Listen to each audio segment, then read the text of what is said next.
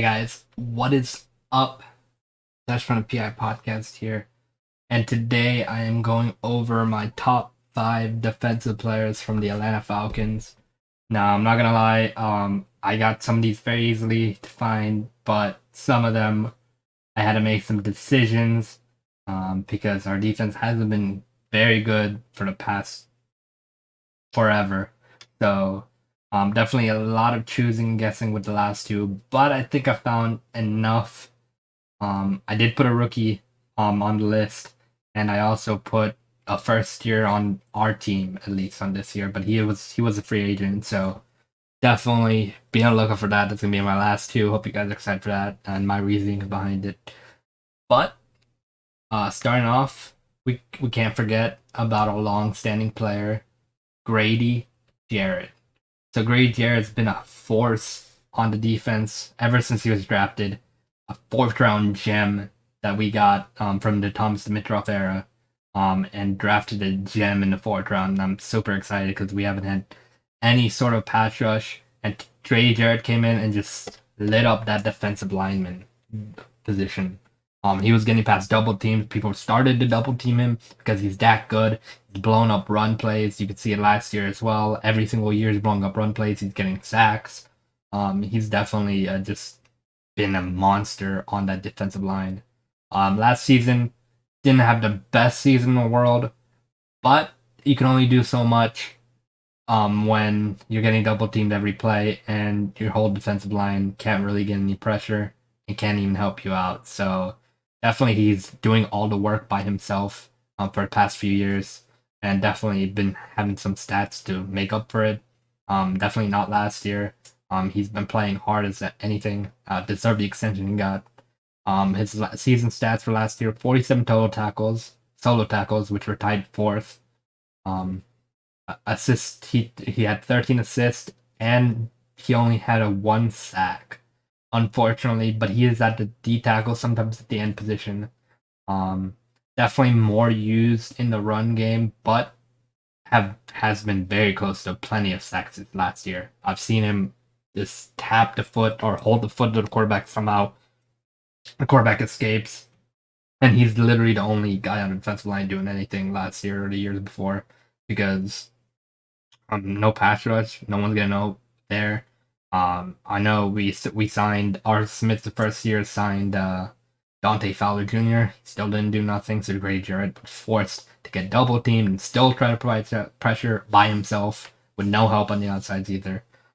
So definitely that is why he's on my top 5 Atlanta Falcons players, because he is one of the best players on our team on defense, and I'm glad we have him for a long time coming. These aren't in any specific order. I'm just listing them. No specific order at all. This is my top 5 best players, no order. So second of all, we have AJ Terrell. So you guys know this. He had to be on the list. One of the best safety, one of the best corners. I don't know why I said safety. One of the best corners in the league already, and it's only his 3rd season now, upcoming. And he balled out in his 2nd year. First year, people were worried that he was a bust. I remember people calling him bust, and a lot of Falcons fans not liking the pick at all when we drafted him. And I liked him. We needed a corner, and we got one. So I really did like his play on his team in college, and a lot of people hated on him, but he proved all those people wrong and became one of the best corners in the league now. So definitely had an amazing season last year. He had 56 total tackles, 3 interceptions, 66 targets, and 29 receptions allowed. So very, very good. And he only allowed around 450 plus yards in coverage, not over 500, so around the 400 to 500 range throughout the whole season. And he went up with the likes against Mike Evans, and plenty of other receivers. Mike Evans, Terry McLaurin, and a bunch of other very, very good receivers. So definitely he's been a lockdown corner for us the last year, and I just expect him to improve and improve, and that's why he's one of our best players. He's going to continue to improve and be a lockdown force. And next up, we have his cornerback buddy in Casey Hayward, who we just signed for free agency.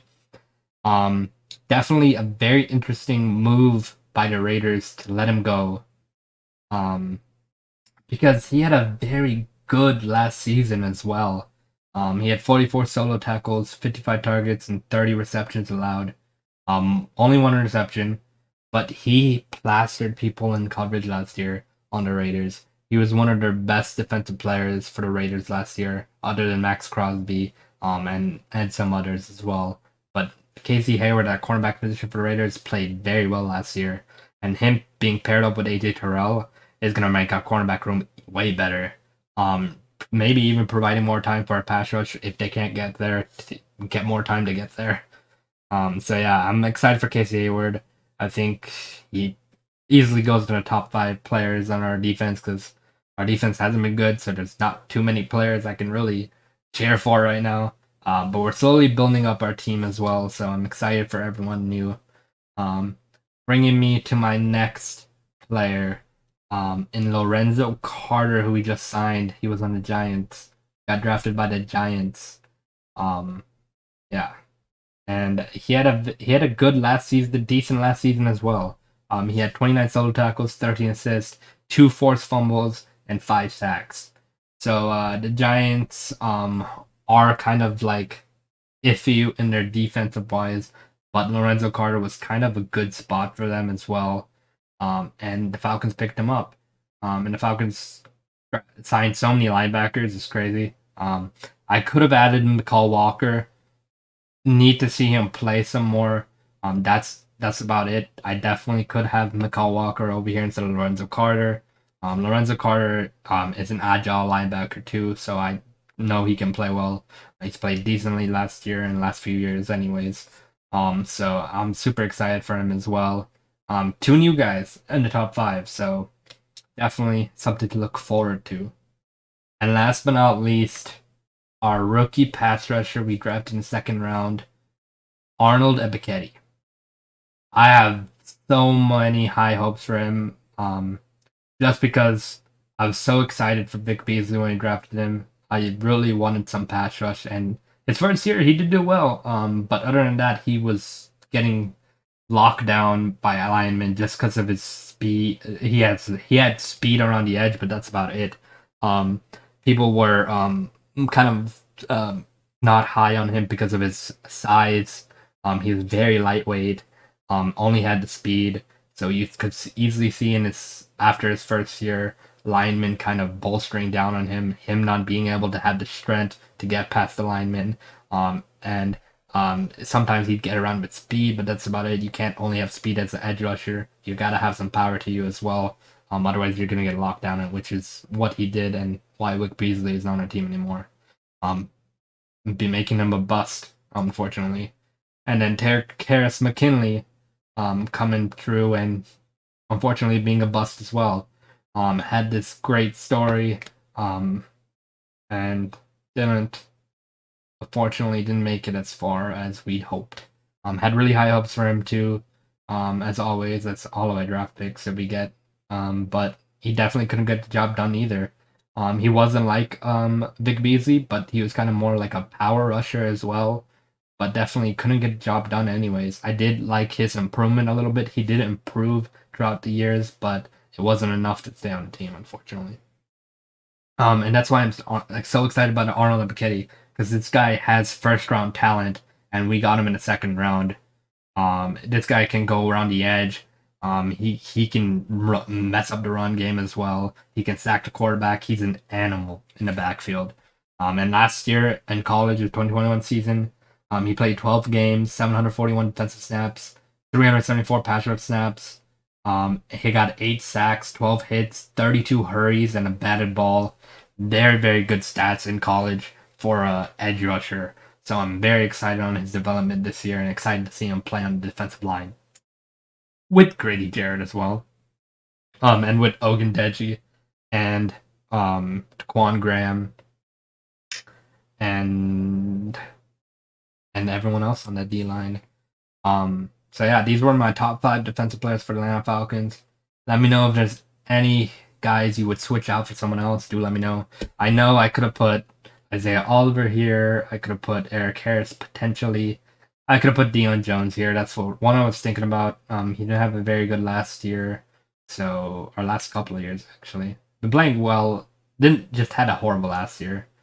So I was very, very iffy on adding Deion Jones. I wanted to so badly because I love Deion Jones. Hope he can play better this season if he gets a chance to. But yeah, if there's any people you guys would have liked to add instead of one or the other, if you guys are Falcons fans, let me know in the comment section below.